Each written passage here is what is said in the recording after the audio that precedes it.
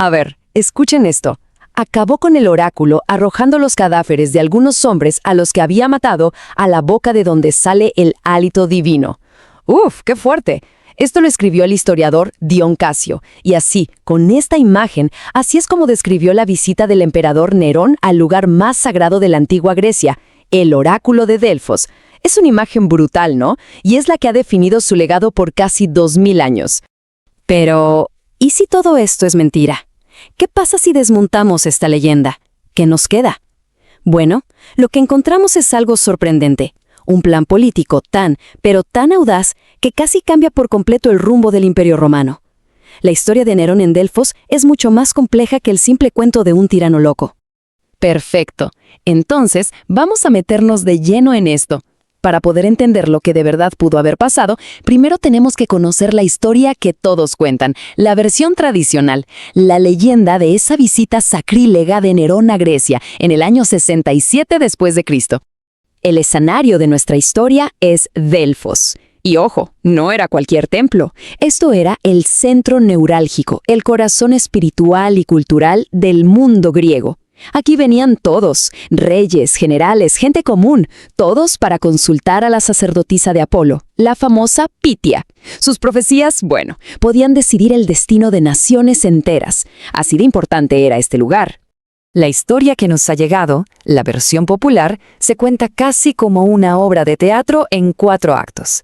Primero, Nerón llega al oráculo, le dan una buena profecía y él, súper agradecido, dona una cantidad de dinero bestial, 100.000 denarios. Pero después, en una segunda visita, ¡zas!, la Pitia le da una profecía malísima. Y claro, el emperador se enfurece y desata toda su venganza. Y aquí es donde la leyenda llega a su punto más oscuro. La historia que ha perdurado por siglos dice que Nerón, cegado por la ira, le quitó a Apolo la llanura sagrada de Cirra para dársela a sus soldados. Y no solo eso, sino que para rematarla, silenció al dios, profanando el lugar con cadáveres. Estos son, básicamente, los 2 grandes crímenes que sellaron su fama de déspota loco y enemigo de los dioses. Ok, pero aquí es donde todo se pone realmente interesante. ¿Qué pasaría si la evidencia más cercana a los hechos, la de un testigo presencial, contara una historia totalmente distinta?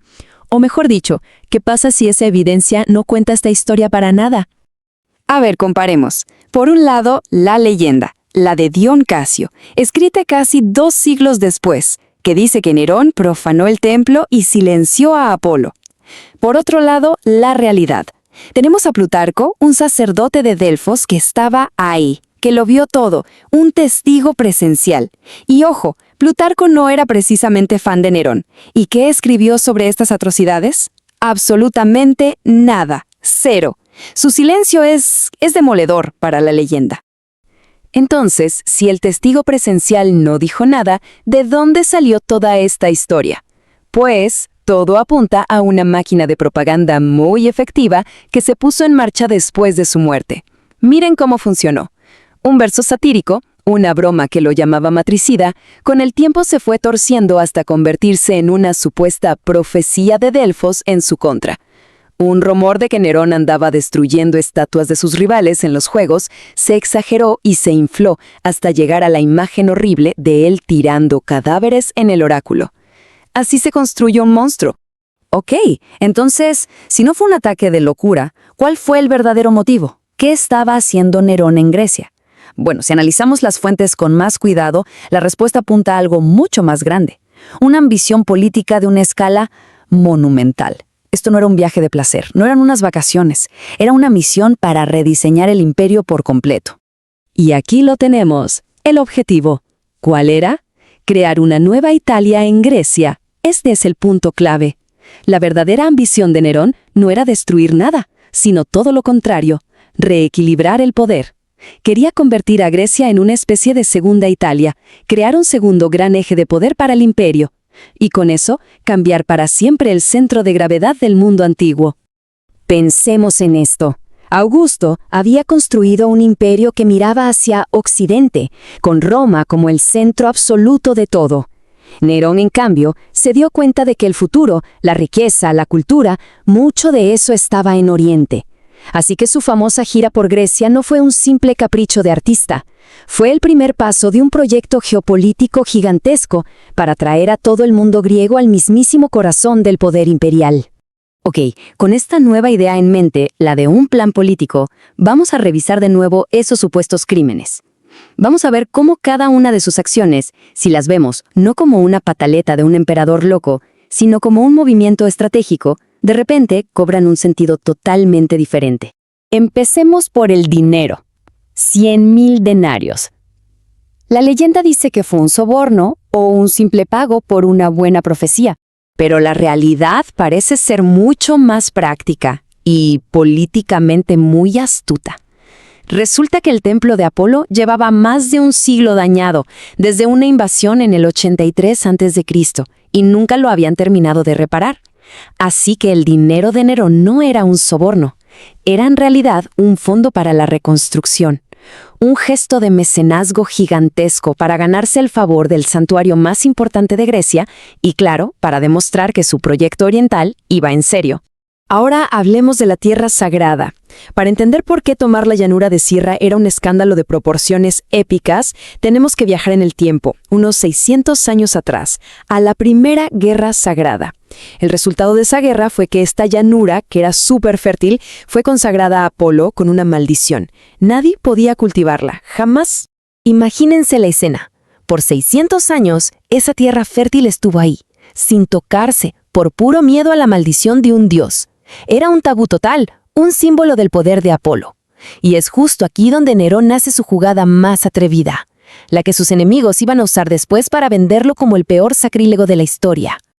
Pero Nerón no le dio la tierra a sus soldados así nomás. Su plan era mucho más inteligente. Iba a fundar allí una nueva colonia, pero para su gente, sus augustianos, que era un grupo de 5.000 artistas y seguidores que lo aclamaban por todas partes. Y aquí viene lo brillante de la jugada, tanto legal como religiosa.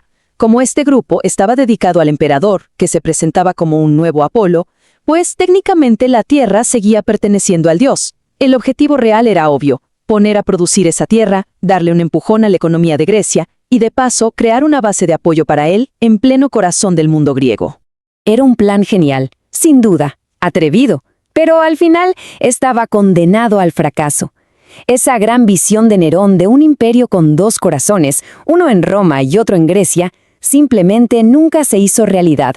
Vamos a ver cómo fue que todo se vino abajo. Y el final fue rapidísimo y brutal.